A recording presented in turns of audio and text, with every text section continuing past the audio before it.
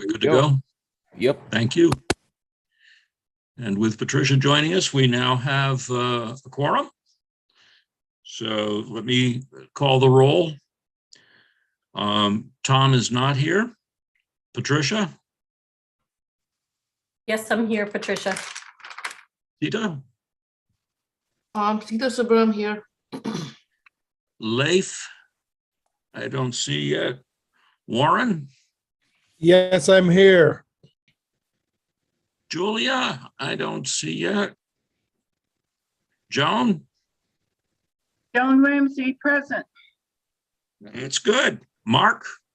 Mark McCumber, present. Myself, Larry Volk. And Nick is also here from our intern. And from the MMD, we have Connie Graves. We have the MMD's newest member, Donna Bullock. Welcome, Donna. We have Marie Allen Campbell. And we also have with us today Professor Weiss from New York Law School and Priya and Ashley from AppGeo. Welcome all. And as I started to say, I do want to thank all for their participation in our hearing last week. Jeff and Priya and Ashley, we appreciate your stepping in and stepping up. And overall, I think the content was very good. I do wish that we had more participation from the residents of Albany County, but I think that having the recording and ultimately a transcript of the hearing available on our website will be a good resource for the folks of the county. And Leif Hartmark has now joined us. Welcome, Leif. Thank you. Hey, Larry, I just want to say nice dancing by everyone to full time last week. That was a good job. And Marie, I really appreciate your being the one to note that we had a person who wanted to testify who was present and being able to cut me off because I was running out of my soft shoe. But I do think we need to talk about a couple of things with regard to the hearing. One is, what do we think worked well? One of the things that I think worked, Julia has now joined us. One of the things that I think worked particularly well was one thing that we had not anticipated that could possibly go wrong was Nick's internet. And we certainly appreciate John stepping up and helping us through that. But it was more than just John. Patricia, I think that you were also critical in being able to get through that without Nick's participation. So we want to talk about what went well. We also want to talk about what we think we could improve with our next hearing. And then I think we need to start discussion of when, how, where, what context we're going to continue with hearings. And then the obvious is whatever we decide on those issues, who's going to do it? So open discussion. What do we think went well?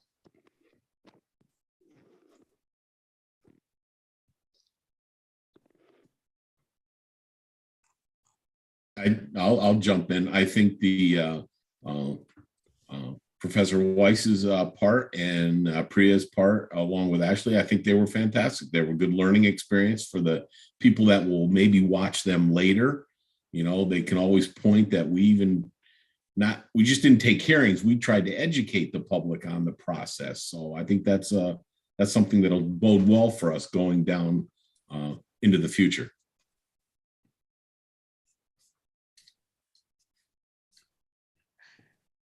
Anyone else? I think that the YouTube worked well.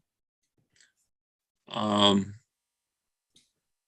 think that all of our being on, literally, all of us being there was important. And I really am appreciative of all of you for that.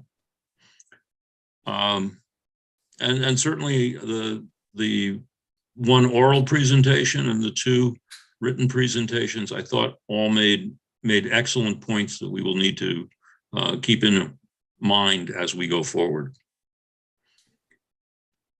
What do we think we can improve on? Leif? You've already touched on this, but I was not following along on the texting.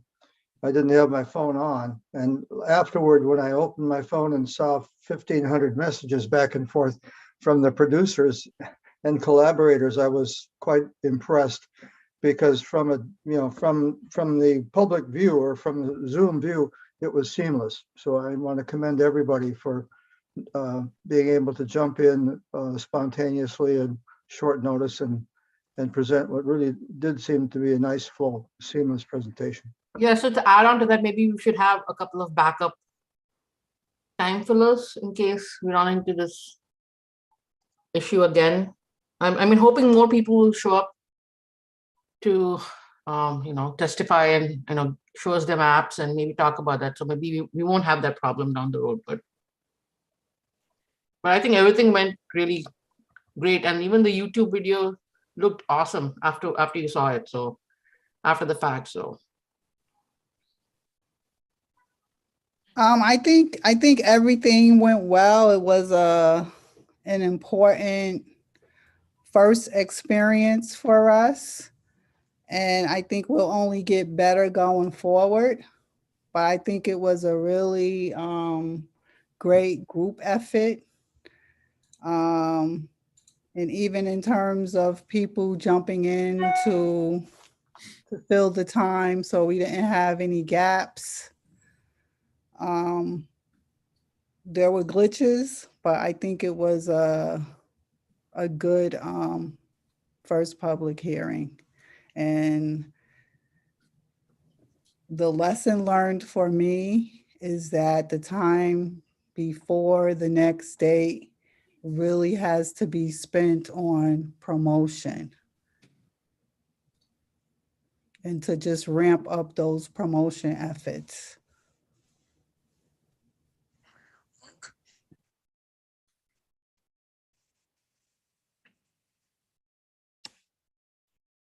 You've got your hand up? Yeah, just have we sent anything to the two people that sent in written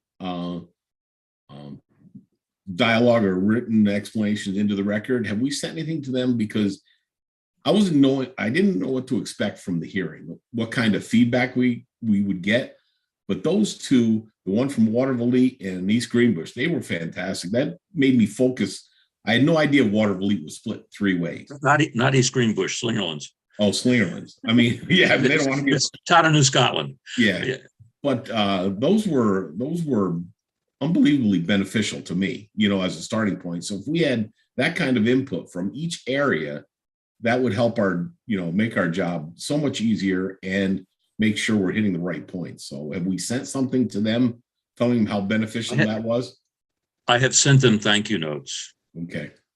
Thanking them for their submissions. Okay. If we get a lot, Priya. hopefully we get a lot of that. Priya. Just a quick thought. Are the public hearings going to be at different times of the day? Because that might have been a bit of an odd time for people to join.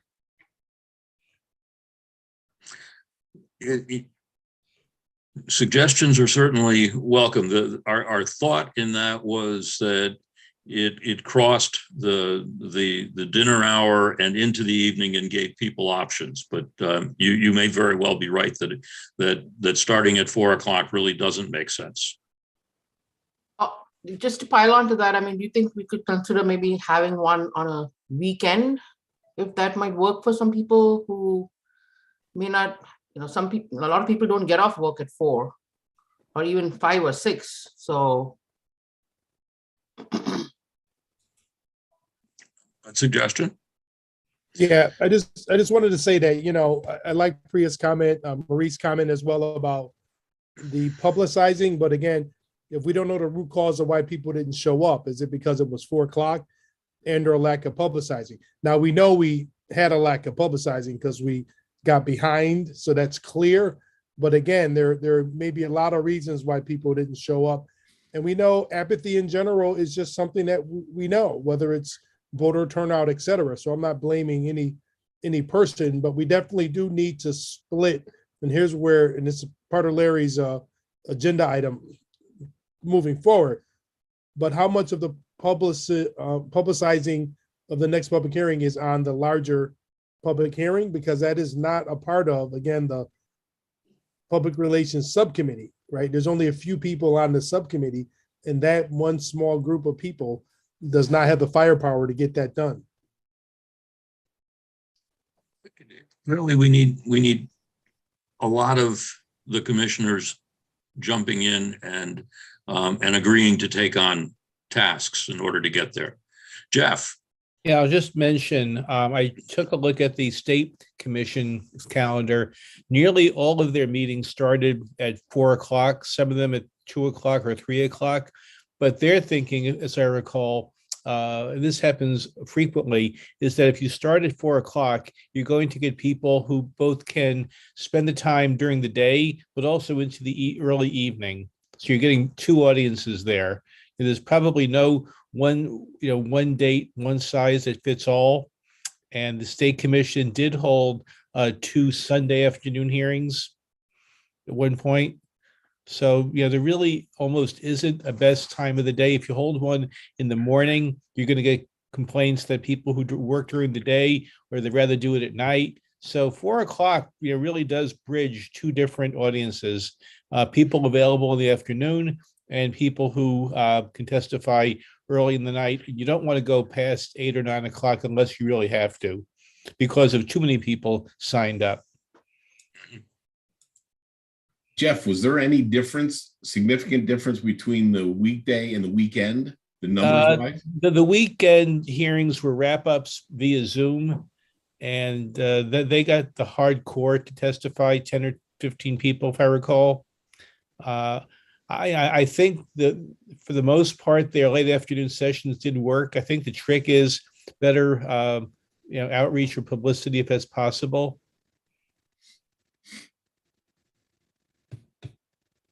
Yes, Patricia.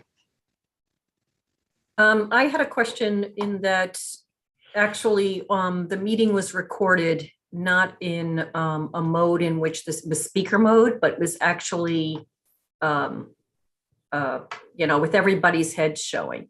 That was a mistake.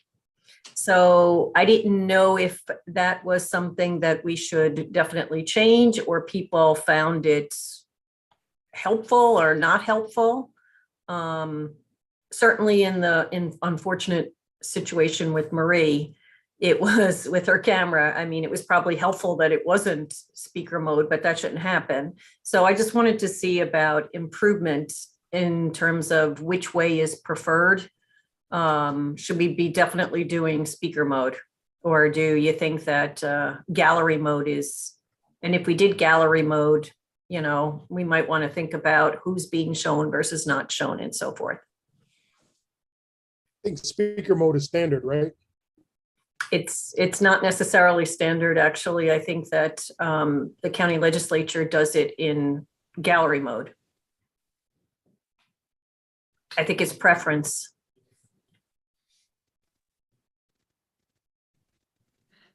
So no. Anyone have preference? Well, Marie's got her hand up, I think. I like the gallery mode and the idea of the people being able to see us. Joan? I agree that everyone should be seen.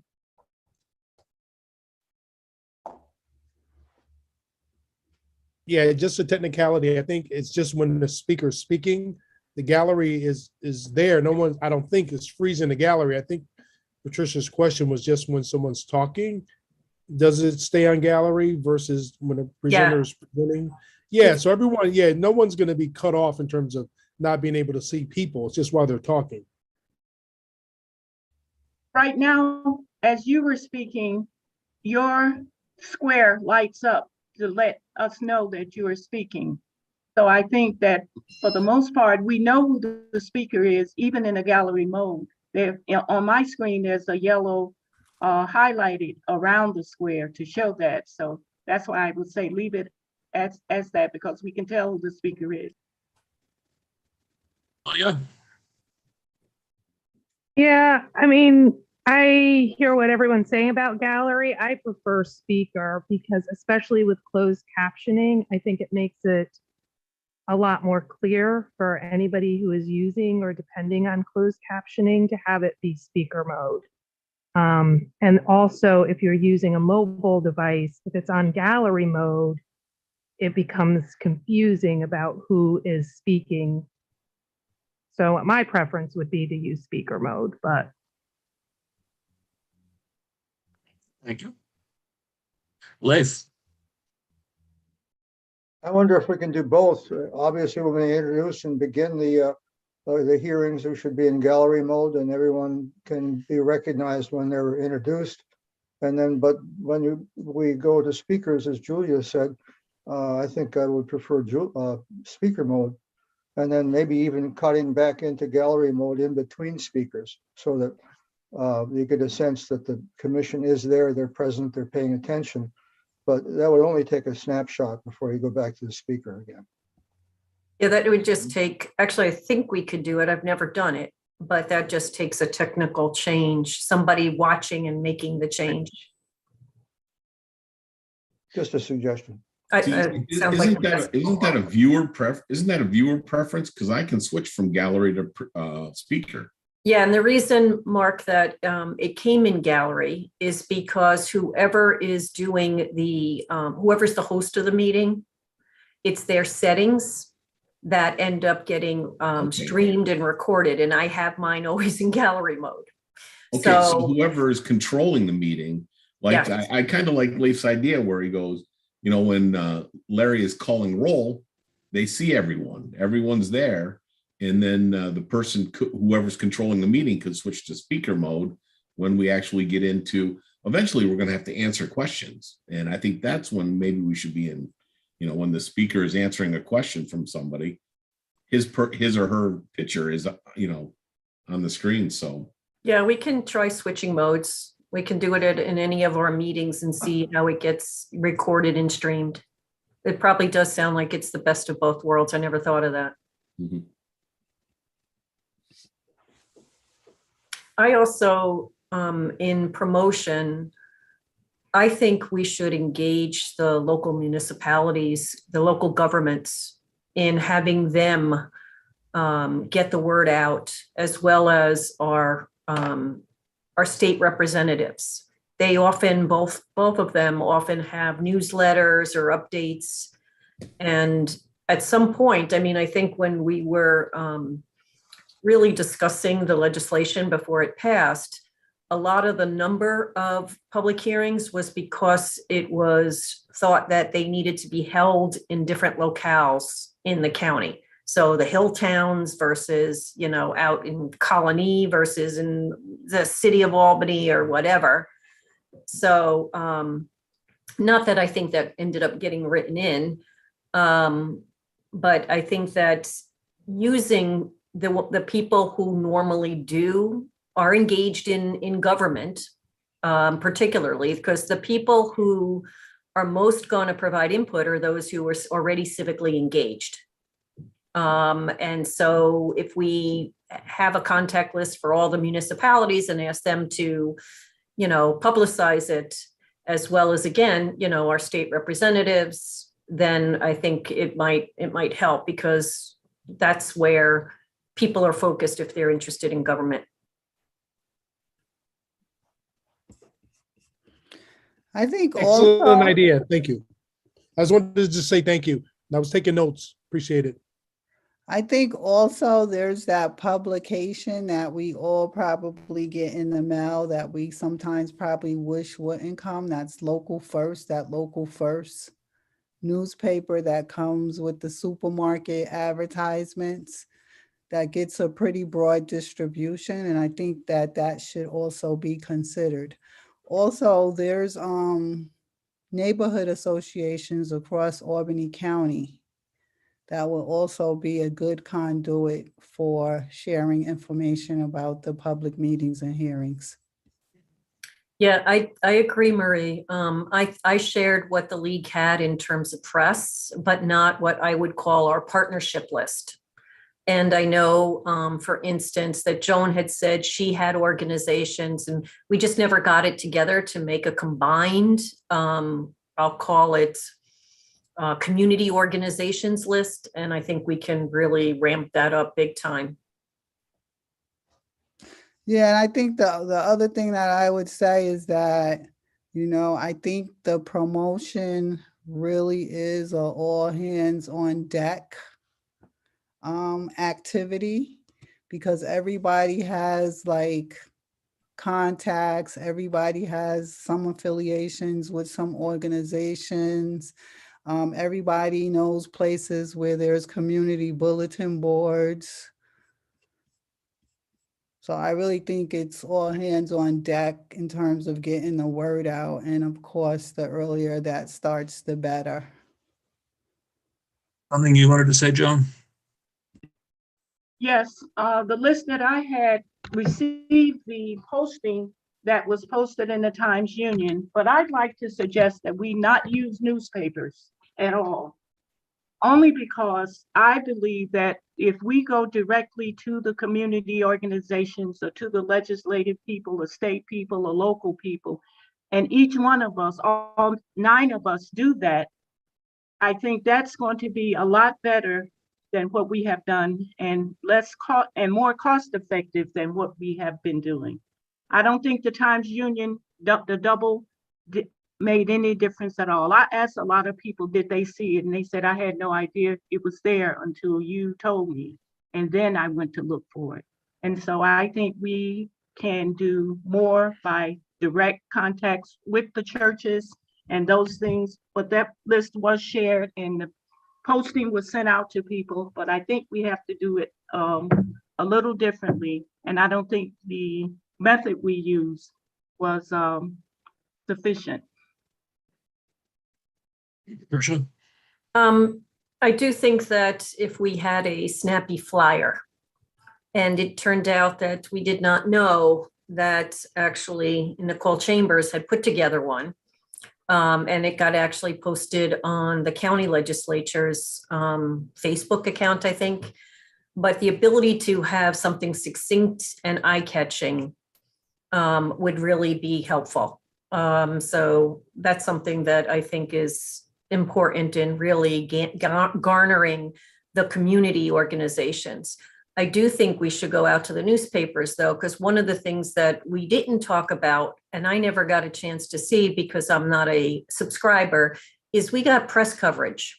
We got press coverage, and thank you really to Marie for sharing the fact that we did, but we got press coverage out of that, that piece by Spectrum News. And I just think that that's a great thing. And we need to do more of that. So, you know, I don't think we should skip the newspapers. Joan, I hear what you're saying, but I think there's value in both.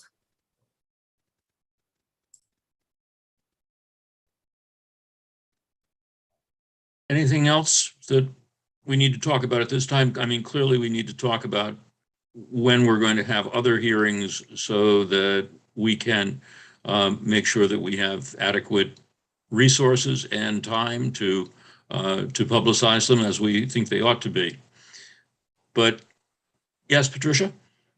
I think the key there though, Larry, is we need to make a decision about as early as possible with in-person versus always Agreed. being Zoom, because to get meeting locations takes much more lead time.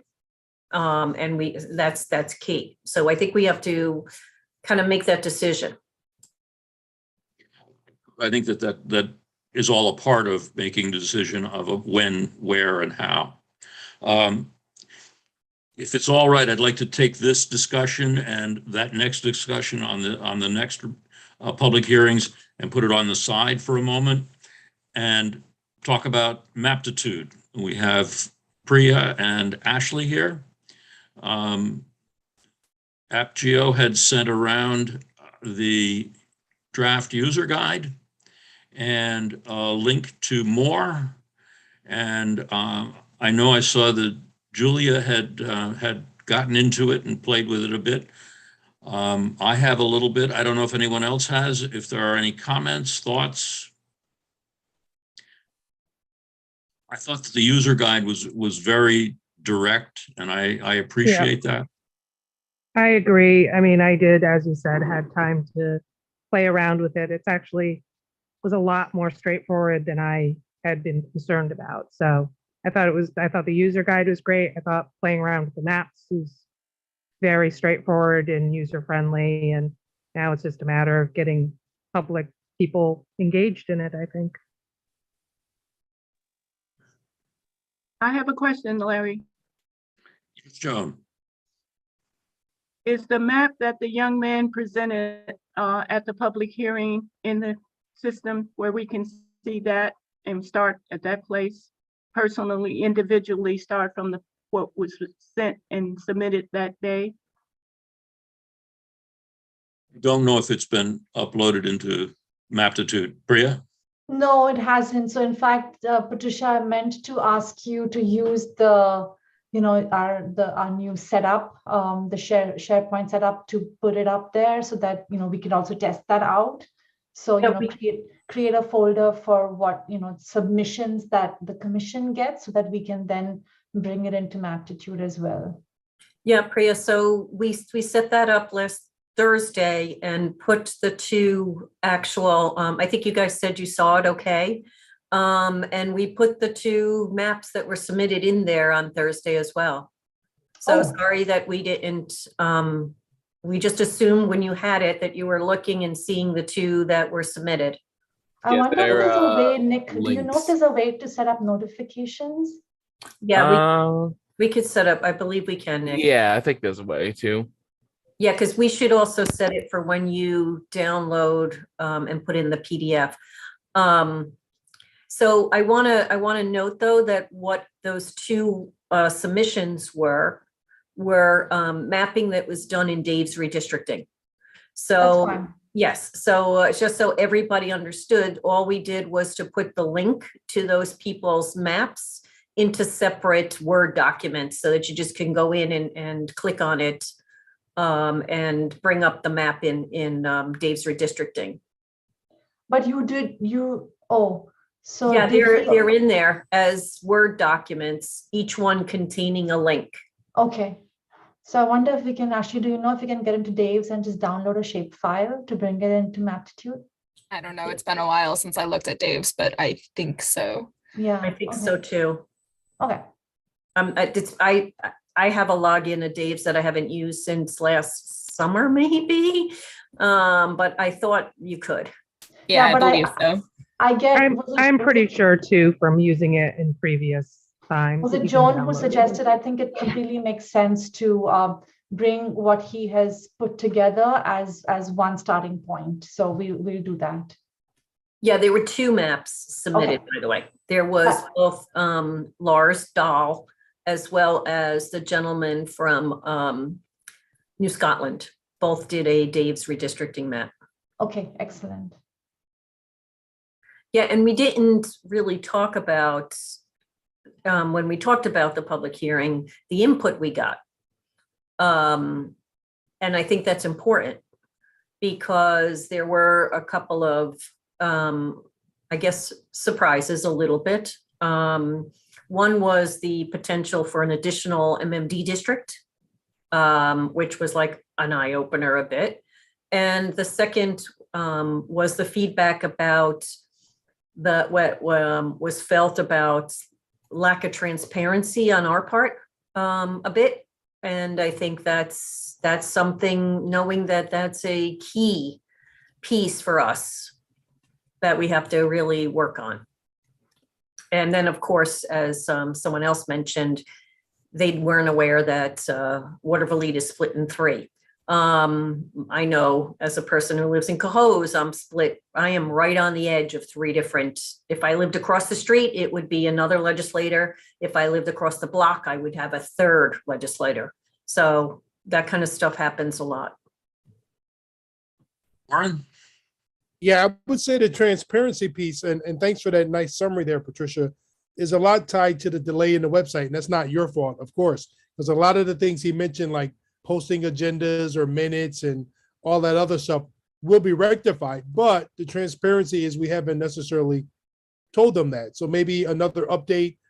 He actually did, I think, mention Tom's one in passing, his update. It was kind of in my opinion, poo-pooed a little bit, as if it was, oh, they put out an update, as if that was, some small task.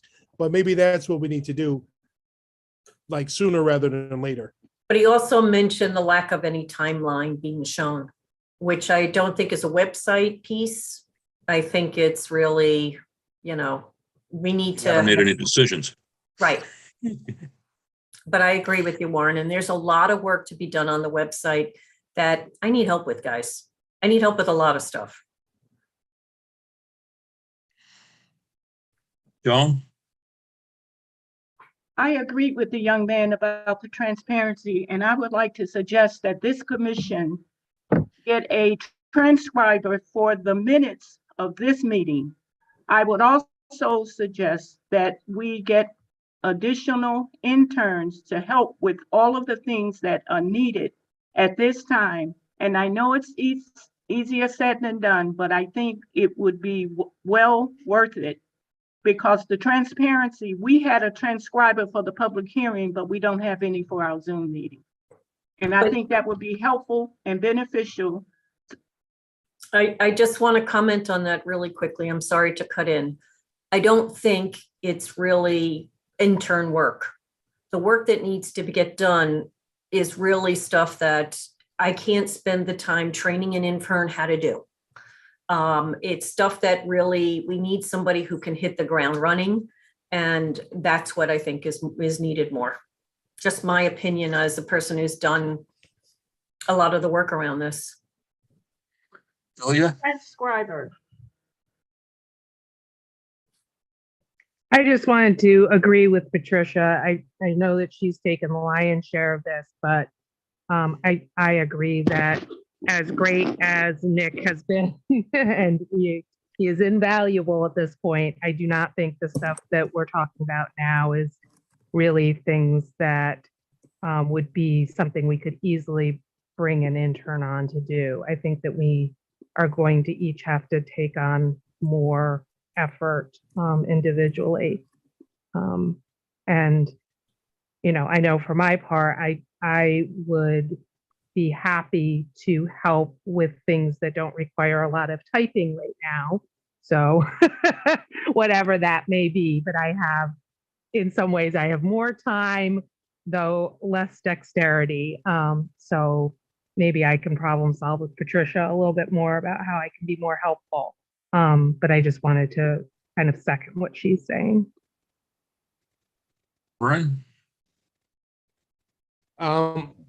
As usual, it's more a question of both are, it's not a zero-sum game, right? So I think at least with respect to Joan's piece, there's a lot that we could do with interns, especially we're talking about beefing up our public relations and building lists and distributions and et cetera. So just like the micro and macro, as we talked before, there are higher level tasks and smaller level tasks.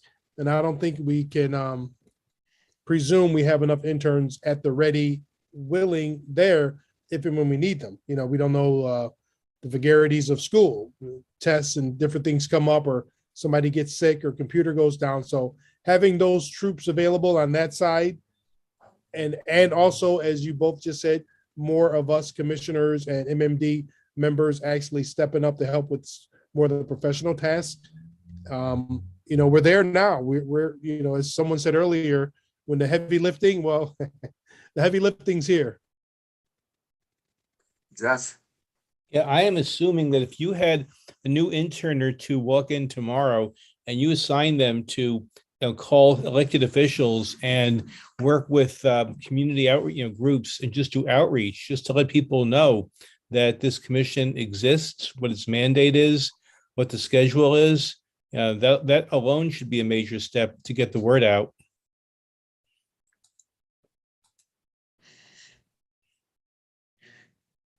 Can like we, to go Larry, back- go back? Can we go back to close the loop on the mapping?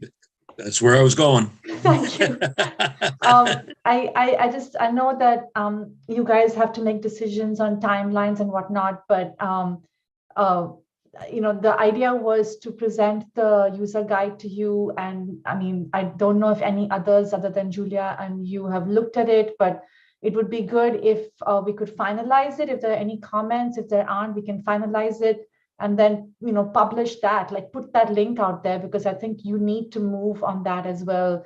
Given that, you've got 2 submissions using Dave's, maybe we need to publicize the fact that we've got this tool and people can use it and start putting their plans together if they have any thoughts.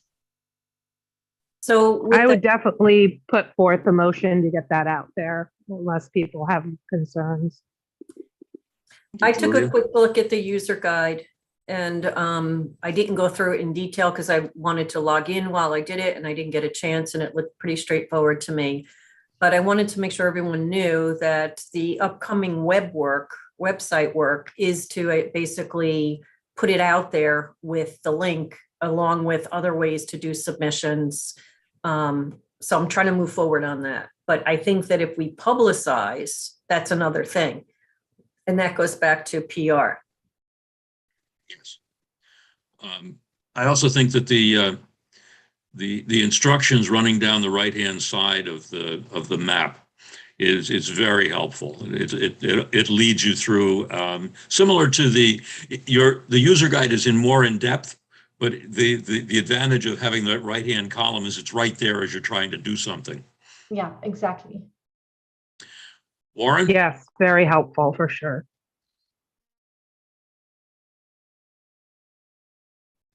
We moved on to a different topic, so I'll bring it up later, but I want to put in a formal ask that we do get more interns. I'm glad Professor Weiss sort of affirmed the fact that we could do a great deal with outreach with 2 interns and a couple phones. So I think we should get on that ASAP, and I'm willing to help out. I think Tom may have done it before, maybe Patricia, but she needs more help, and I'm willing to help her out more as well. But we should do that as soon as possible. Well, we did Julia- interview all the applicants that we got. We didn't have a plethora of applicants, I will just say. So it's not, I feel like maybe people think that there were a bevy of interns out there that we didn't hire, but there weren't. No, So I'm looking at the end goal, the need, and we need them. So I'm not, I wasn't involved with the process, so I'm not, your descriptions are good. I just know we need them, right? So whatever we need to do to try to get more, we need to try to do that, because I'm not speaking for the professor, but he just said getting 2 interns, calling legislators and community organizations will do a great deal towards solving our PR problem. I probably misquoted him, but that's what he said. No, I hear you. I just am saying that because we're tied to interns being residents of Albany County. No, we did not have. We're not. I thought we were. No, we Nick's were not a initially, resident. but I think that changed. But may I Okay. just, Well, can I okay. just for a Then I second? guess I don't know why we didn't get a ton of intern applicants, but we didn't, did we? No, we did not. And some of those who did apply sort of disappeared on us besides. I think before we make that decision, Marie and I have been talking about the fact they just added 2 interns to the MMD. And, if we should be working cooperatively between the 2 groups in the interns, because I think some of that is, something we need to work through before we make a decision that we need to hire more interns. I don't know, Marie, if you feel similarly. So yeah, some of the things that we're talking about now, we have interns doing some of that stuff in terms of pulling together lists of like organizations, churches, libraries, different places, neighborhood associations, different places where we could do postings and flyers. They're getting ready to start making phone calls. So we can do some coordination. The issue with interns though often is they have limited availability. Like the 2 interns we have, they're in school at night. They're available 2, maybe 3 days a week for some limited hours. And I mean, that's usually the issue. So I think getting more is definitely something that we can pursue. And in the meantime, we could do whatever coordination is possible. I'd like to go back to the fact that Julia had made a motion that we approve the user guide. Is there a second to that motion? And thank you, Leif. Does anyone have any comments or thoughts or objections with regard to the user guide? If not, then we can move forward on the motion. And I think that Ashley and Priya probably would like to drop off. Well, before we leave, Larry, I have Yep. one other thing, which maybe Patricia, we need to figure this one out, is the logistics of using the application. So like I had said during our presentation and before, everybody can have their own login to, create their own plan. But for collaboration, we would be using the Albany, redistricting email as the common login. So the question is who is going to set that up? So, is it Nick? Is it Patricia? Somebody will then, sort of get that, the email to set up the password and whatnot, and then you have to share it with the commission. So that's one piece that you'd have to figure out with IT, Patricia. And I guess I can do it. Leif? Well, I not to interject in the middle of that thought, but I had a related question, and that is, would it be possible, or is there a plan for a joint or group training session on the software? I think that would be helpful if we could all go through it at the same time rather than being on our own individually to try to self-teach. So I think the way this might be best, Leif, is that if we set up, for example, the common access account, and then we sort of do the building of a plan together, that might be, so for example, as Joan had suggested, bring in what was it Lars who had submitted that Dave's redistricting.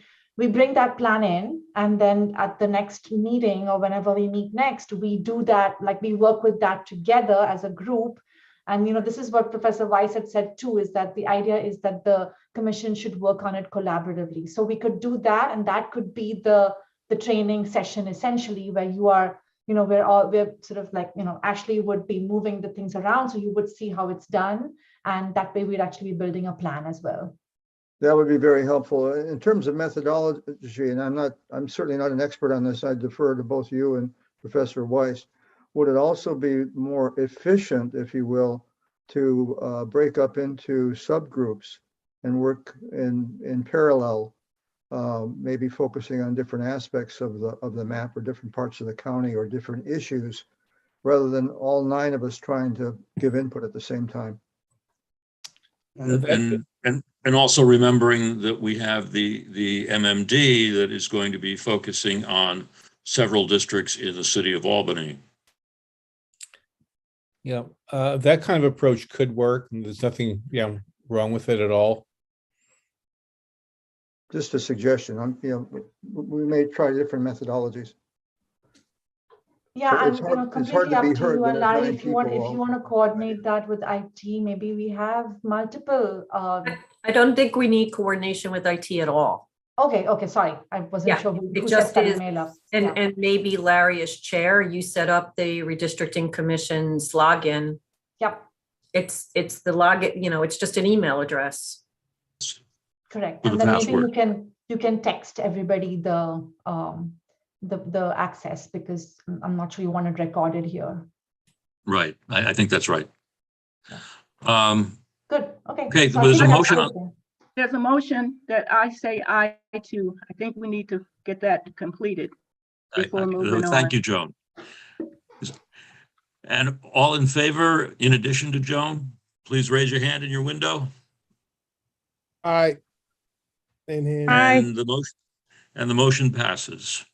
Can I make a comment about Leaf's last comment, please, if it's open? Sure. About the coordination, it'll be brief. It's a good idea. I'm just wondering if operationally, us as individuals having our own maps and we kind of work it out, and then we log into the common together to work the map, as Priya kind of said, and that is a kind of way of us having not your little work groups as you mentioned, but a way for us to work individually and then come together to see how those individual thoughts come out in common. Right, that's similar to what I was thinking. I might focus on pick an area arbitrarily. I might focus on the hill towns and work on that, and then give that input to the group, and we can debate it, discuss it, and kick it around. And Yes, Leif, yes. you can always have as many plans as you want in a single account. So for example, if you are working with, Mark on a plan, or Mark and Constance, three of you are working on something together, you can give it a specific name, call it Hilltown, a proposal or something like that. Give it some identifying name, and then that stays there. And then anybody who's accessing the common account can see that, oh, the three of them have been working on this, so let me take a look at what they're doing. Unless you want it to be completely, independent and you don't want anybody seeing it, then you should probably do it yourself. I think that's the sort of the collaborative spirit of this. So Priya, Another aspect of that, Priya, is that I think that it's helpful for each of us individually to go into the software and see what the effect of doing things is, and have a little bit better sense. Once we've got that sense of what happens when you do this, correct, then I think the collaborations can be much more productive. Yes. Priya, Patricia, I'm sorry, I cut you off. No, that's fine. I just want to clarify, because I think I might be misunderstanding. If each of us goes in and draws a map or multiple maps, they can't be seen by anyone else unless we publish them, right? In which case they become public. Is that right? Correct. So you don't share them, but you can save a plan in your account, and you can have multiple plans. Sorry, wait, I missed that. Can you say that one more time? So if I don't publish it, so the public can't see it, how do I share it with the other commissioners? I think she's talking about the shared account for the redistricting email address. So if we save multiple plans from different people on the same shared account, we can all see each other's plans. Oh, I see what you're saying. Exactly. Okay. So does that mean wait, Larry, does that mean if we go in, all we have to do is save it in a specific name that's common to the person, and that makes it okay? Is that correct, Priya? Okay, correct. Great. Just do not share it unless you are okay sharing it, and then everybody who's logging in can see it. It's just an option. It's just, you can call it whatever you want to, and it'll be an option that you're sharing out. But if you don't want to share it, then you just save it in your login, in the common login, and it'll be there for everybody to see, as in the commission to see. And does the software, I'm sorry, does the software just identify what it is? Correct. Yeah. I'm sorry, Peter. No, I talked over you. I apologize.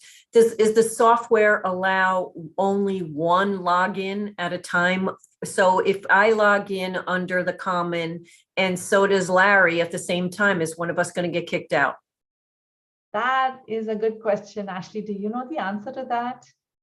I don't off the top of my head. I imagine, our Caliper contact is the one who suggested this. And so I doubt you would get kicked out, but we can certainly do some testing real quick. Some testing. Okay, thank you.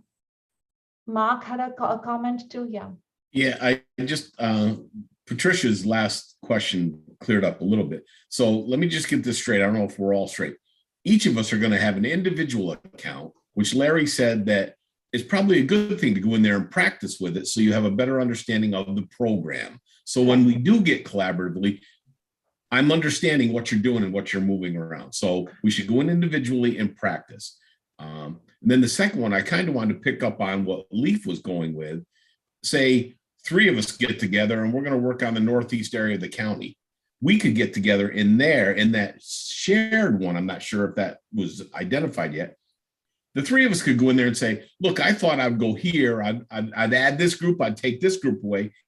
That way we're actually building the justification for the areas, because I think our end product, each district should have a justification why it was changed and the way it was changed. So then the public will understand what the changes were and why they were made.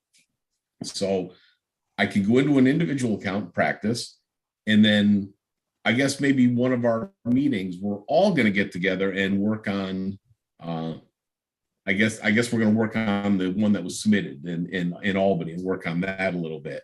And we can all watch that. So is that kind of summarized? Exactly. Correctly? I think you did a good job of summarizing it. Okay, because I was starting to get a little bit lost there for a minute, but okay, thank you. Can I add on to that one thing? So I think what I heard too is, so if I go in and I'm practicing under my own login, even if I don't collaborate with somebody, but I want the commission to see it, I singly can log into the shared account and bring my map over in a sense. And In a sense, only that. So if you so I don't see why there should be an issue with sharing this kind of, half, like, if you've done something, if you really don't want to share it with anybody who's logging in, that's one thing. But you could share it out as a proposal, just call it whatever, you don't even need to be very specific. And then put that out there in the share, and then, you can bring it into the common account. You can't, unless you rebuild what you have done in the common account, you can't access it. So Priya, I want to make sure we all understand what it means to share it outside of the app, right? It means that what? We ask you to download and then you upload? So It means it's Patricia, available to anyone who logs in. Yeah. Right. So if we use the term, say, submit. Publish. So when someone submits, that's when we'll go ahead and download it and send it to you guys to upload to the website and make public. Versus sharing, as Larry just said, would be sharing across anyone who has a user account within the More application. Does that help a little bit? So if we distinguish share from submitting, those are your 2 kind of options. Got it. Thank you. And we'll spell this out in the user guide. So you should, hopefully it makes sense there. Okay. It does. I think the user guide does make it clear. Okay. Anything else for Ashley and Priya? Thank you both for being here. Thank you, Larry. Thanks all. Thank you. Thanks. Marie had sent around some possible dates for public hearings and public meetings. First of all, one question: what's the difference between a public hearing and a public meeting? This is a public meeting. A hearing solicits the public comment. So, yeah, I'm not sure that was what was intended, though, Jeff. Okay. I thought I'd give it a try. Yeah, I think the distinction is, in a public meeting, we want to be able to create a forum for more interaction between us and the community, where in a public hearing, there won't really be that. I have a question, Marie. Yes. Were those dates for the MMD? Yeah, those are dates that we came up with, but certainly, we can have a discussion about whether any of those dates would be joint. Another question, Marie. When I saw the state process, the chair always allowed the commissioners to either ask questions or back and forth. So I'm not quite sure of the smaller format of a meeting being more interactive versus a hearing, because again, I'm not sure, but I think we can be interactive at a hearing as well. In the state, they had meetings in the beginning and then they had hearings. Yeah, the only public interaction was at the hearings. So what they do at the meetings, the state meetings? The meetings were held to conduct business, to take votes, to approve things. And there weren't that many public meetings of that nature. You could go to nyrc.gov and go to meetings, and everything is posted. I'll put that address in the chat. Thanks, Jeff. Marie, had you discussed and come to any conclusions as to how these hearings and meetings would be conducted? That is, whether they would be virtual or in person? We are trying to do as much in person as possible, probably hybrid with Zoom. Okay. Yes, Patricia. I just had a chance to look at it. So it looks like you chose all Wednesdays. Is that correct? Yeah, that was based on the dates that all of us could be available, and that was also avoiding the dates that the legislature has their public hearings. What time would these hearings be? I think we were looking at using that same time frame of 4 to 7. Okay, just be mindful for my participation. The first 3 dates, those Wednesdays, I teach.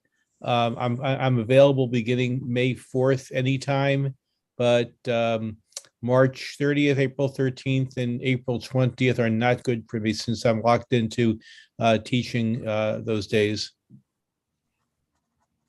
Okay, that's good to know. Okay, I mean, that's part of the reason why it was tentative. okay. No, we didn't have our vendors on yet, but we did want to start thinking about dates.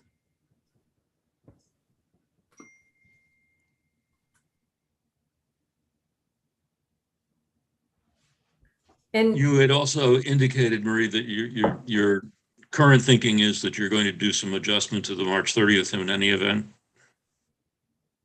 Yes. as in pushing it back. So we know that between the two bodies, there's a principle that we're not going to ever do meetings on the same dates, which we need to maintain that principle. And so I think it's important to come up with schedules now, because there's really not that much time between now and June. Great. And had you, this is not intended as put Marie on the spot. I'm sorry about some of No, that. that's all right. I can take it. I have no doubt. Where are you with regard to your mapper? The mapping contract is in the process of being signed, and probably tomorrow or the next day it should be finalized. And I guess that my follow-on question to that was, is it your anticipation that you will have some sort of a map for people to react to at the first public hearing? No. No. Okay. Joan? Will this commission choose a date where we have our next commission meeting? Don't you think we should add that to the next agenda perhaps? When does? Absolutely, Joan. That's where I'm trying to get to. So Larry, I kind of take that answer back. I think we would like to have the initial map with just the census data overlaid on it. Leif?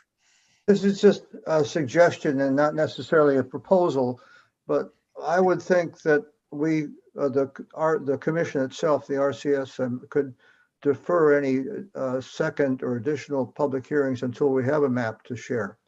And having a map and publicizing that we have a map would also generate more interest. But that's open to discussion, but I would think it'd be preferable to have a map to share for the commission. I mean, the MMD can do, as much public input as you need to, but, and for good reason, but I'm just thinking in terms of our group that hearings with maps presented might make more sense. I agree. Tricia? I wanted to, and I'm sorry because I kind of missed this. So Marie, can you talk again about what would be the difference between your public meeting and public hearing? So would the public meeting be more of the listening session, or what's the difference? So as we're getting to talk about it, it's possible that terminology may change, but I see it as a forum where we can engage the public and actually hear from the public, not necessarily around a map, but around community of interest issues, around the needs of those communities, a broader discussion, not necessarily related to a map that we've presented. But a two-way discussion. Yes. And then the hearing would be one way, or? And also an opportunity to do education. Mm-hmm. Anna, you've got your hand up. So my question is, we have this schedule of tentative meeting dates, but have we identified what our focus is going to be at each of those dates? Yes, we have a vision for what they're going to be. The public hearings are essentially going to be the opportunity for the public to give us input. Correct, but we're trying to do forums in advance of that so that those public hearings will be limited to just public input. Okay.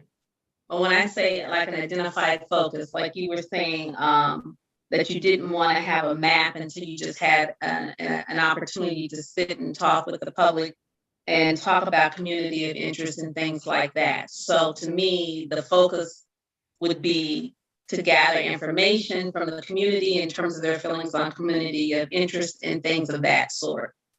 Right. And so that's what I'm saying is each one, what is our objective for each meeting? And do we know what that objective is going to be, what we're looking for? So we'll probably need to take some of this discussion offline. Okay. Because an outline of those meetings has not been developed yet and will need to be flushed out. So in terms of that detail, we're not there yet. But in advance of that, we need to have a schedule of dates because those dates attach to the need for venues, and we really have a small window to get this done. So this was just the initial piece of putting together some dates. The detail will come later and we'll all work on that together. Okay. Thank you. You're welcome. We have reached our hour. And I really would I think that at the next meeting, we really need to develop real dates for the commission's hearings. We have to have at least 3 more. I think one of the key factors in that is how long do we think it will take us to reach consensus on a set of maps that we can make available to the public and get reaction to.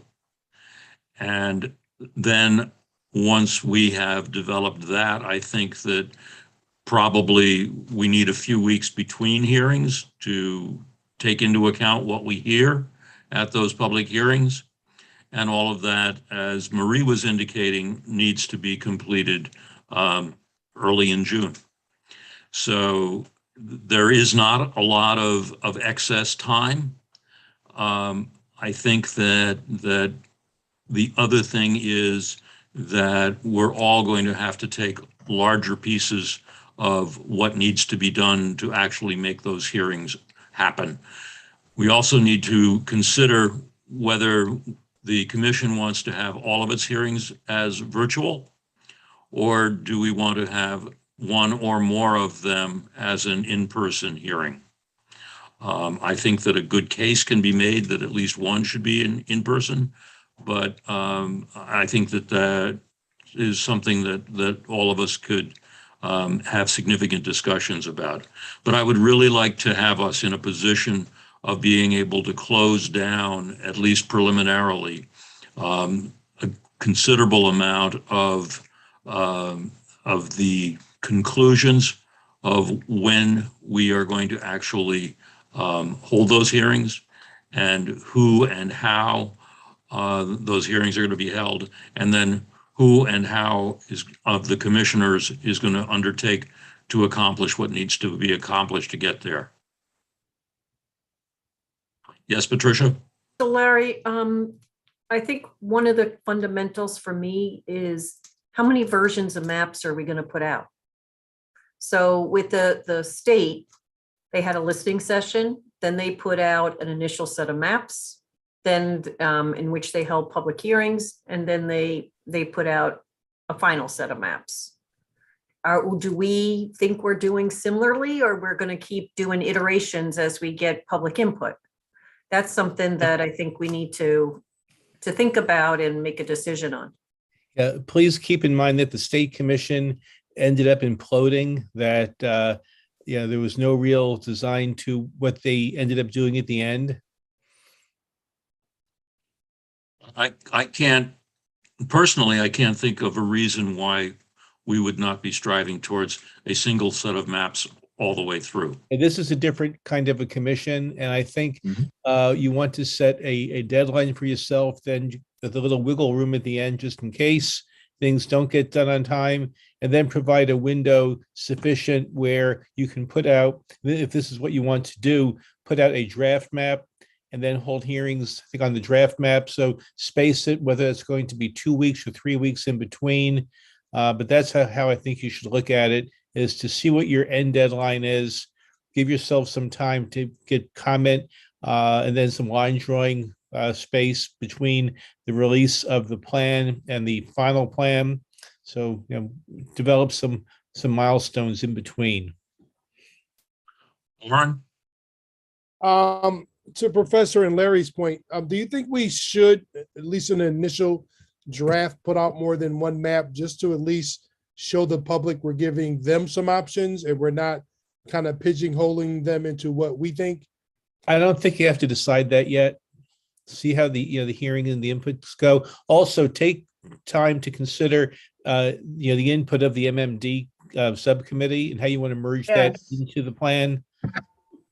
So that's an additional milestone to incorporate, and hopefully they can do their work sooner than the full commission.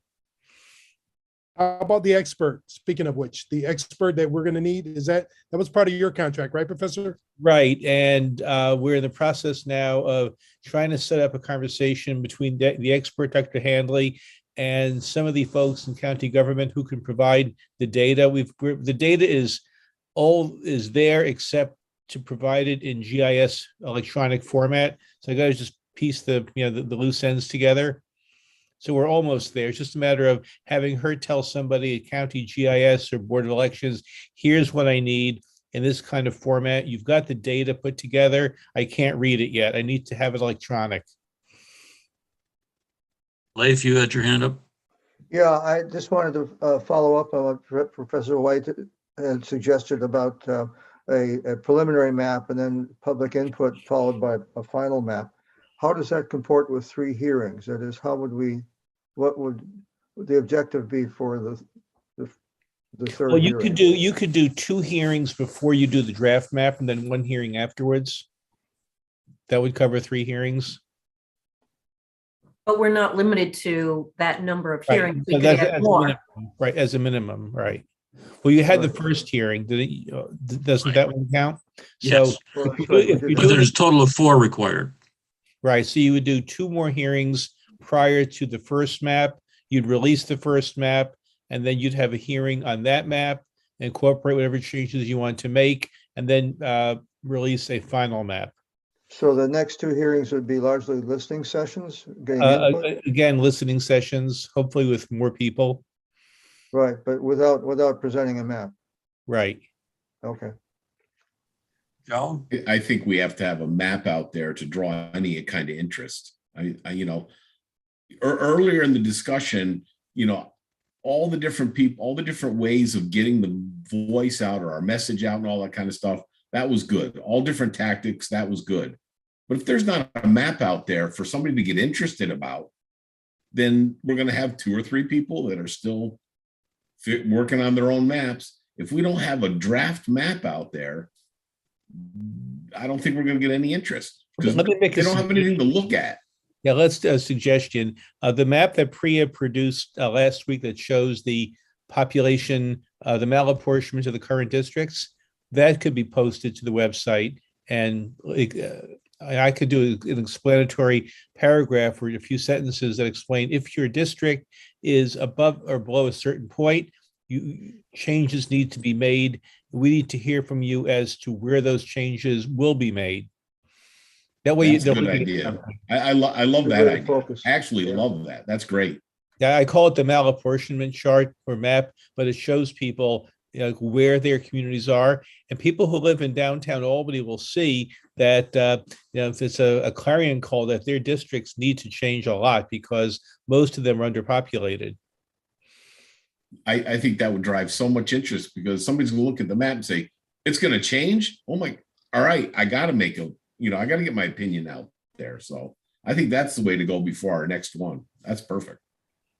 Let's continue this discussion at our next meeting, but I do want to bring it to a close at our next meeting and have some conclusion as to when and how we're going to move forward on public hearings and mapping.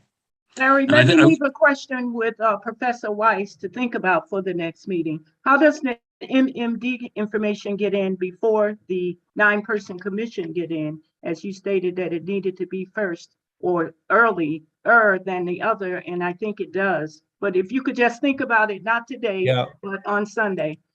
Right. Our next meeting is next Monday, right? Monday, right. Okay.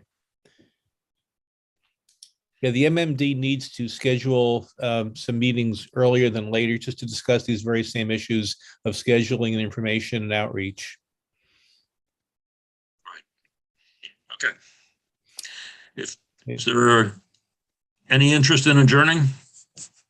Motion to adjourn. Thank you, Leif. Warren, Leif, thank you.